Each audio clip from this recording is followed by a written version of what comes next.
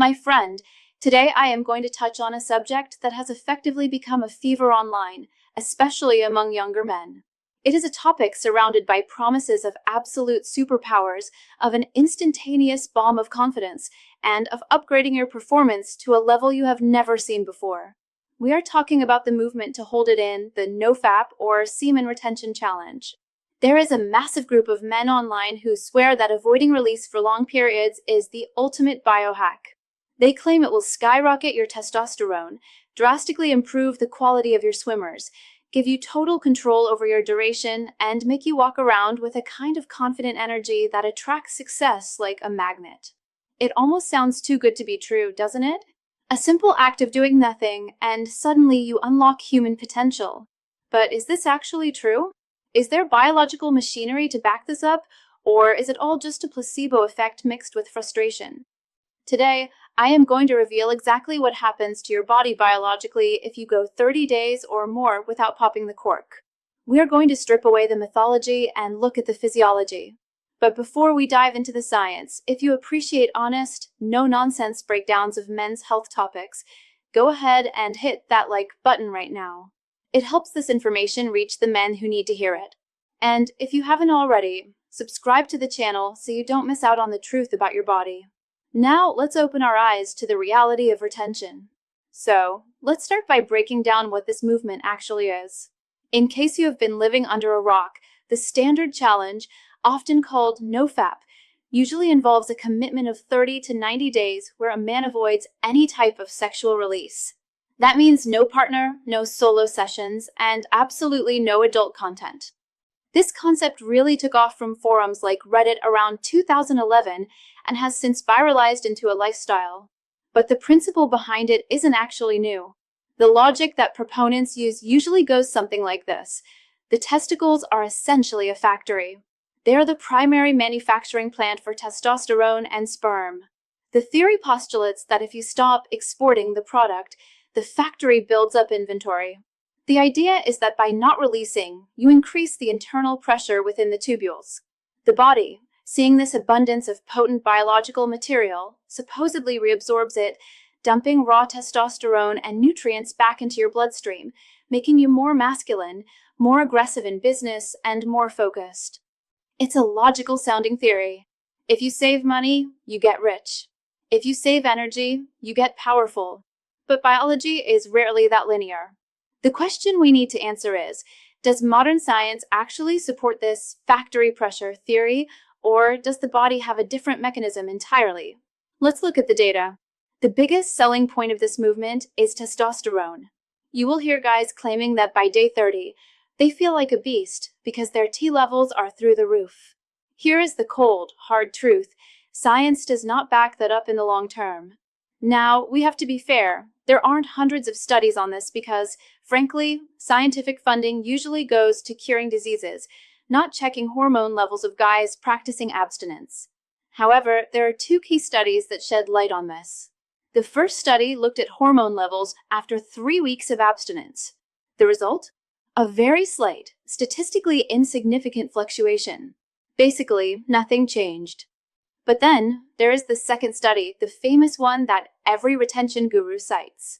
This study found that when men stopped releasing, there was indeed a change. But pay close attention to the timeline. The study showed that testosterone levels remained pretty flat for the first few days. Then, right around day 7, there was a massive spike. Testosterone jumped to about 145% of the baseline.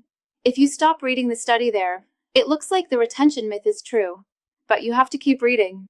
What happened on day 8? Day 9? Day 20? Immediately after that peak on day 7, the levels plummeted back down to baseline and, in some cases, even slightly lower before stabilizing. Why does this happen? It's because of a biological principle called homeostasis. Your body loves balance. It hates huge fluctuations. When your brain detects that testosterone is spiking without being used, it sends a signal to the factory to downregulate production. It effectively says, whoa, we have too much inventory here, shut down the assembly line. So, that feeling of superpower energy? It might be real for one day, the 7th day. But if you are holding out for 30 days expecting that level to keep rising, you are chasing a ghost. So why do so many men report feeling more aggressive or energetic after a month? It's likely not testosterone.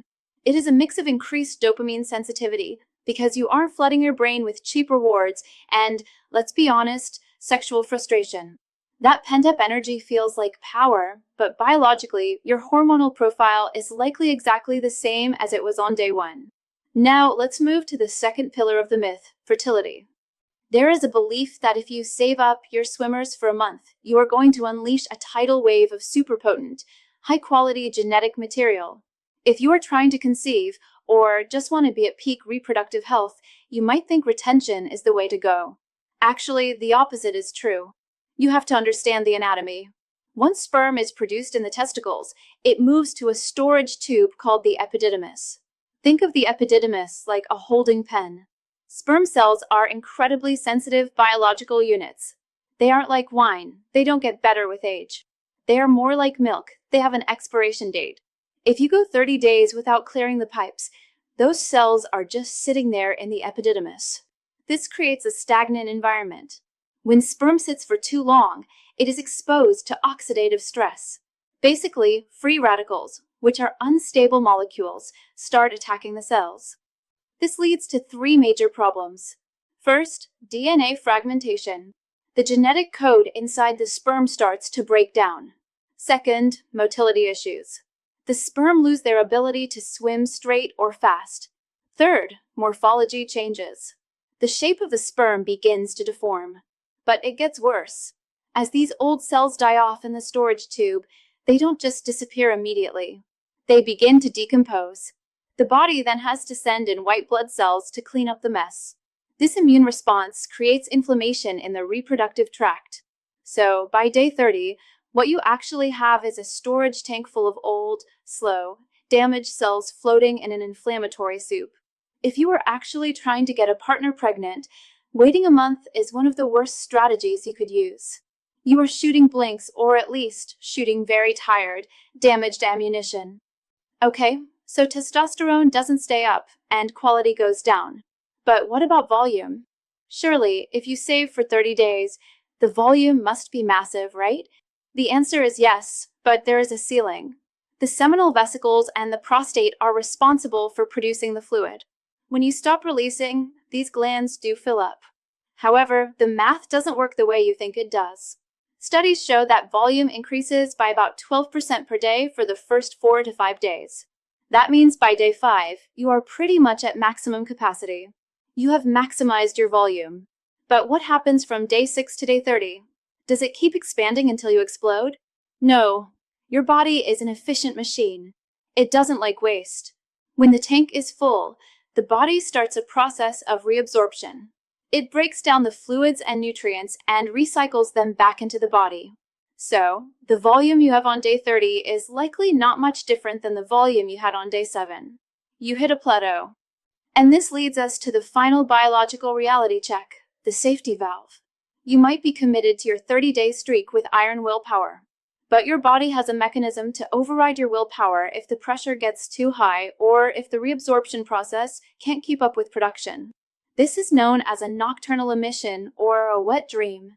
In the retention community, guys often freak out about this. They feel like they failed, like they lost their streak or their powers. But physiologically, this is known as a pollution event, and I don't mean that in a dirty way. It is your body's way of performing a factory reset. It is flushing out the old, dead cells and relieving the pressure on the prostate and vesicles. It is not a sign of weakness. It is a sign of a functioning reproductive system. Your body is literally taking out the trash because you refuse to do it yourself. It is completely natural, completely physiological, and honestly, necessary for the health of the organ. So, let's bring this all back to a practical summary. What is the verdict on 30 days of retention? If you are doing this for spiritual reasons, or to test your discipline, or to break a dependency on adult content, that is valid. There are psychological benefits to mastering your impulses. But if you are doing this because you believe you are hacking your biology, you need to adjust your expectations. You will not walk around with 150% more testosterone. you will likely have lower sperm quality due to oxidative stress, and your volume maxed out weeks ago. The science suggests that the biological sweet spot is actually much shorter.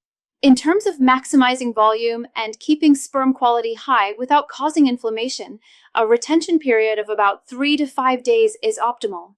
That is where you get the volume peak without the negative effects of stagnation. Anything beyond 7 days is strictly a mental challenge, not a physical advantage.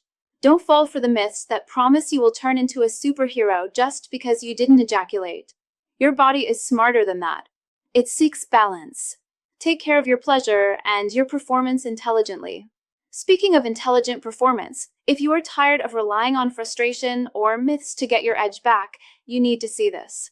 There is a bizarrely simple, all-natural purple tonic that you can make at home in just 7 seconds. Unlike abstinence, which is just a waiting game, this actually targets the root cause of limpness and that boner killer enzyme that blocks your flow.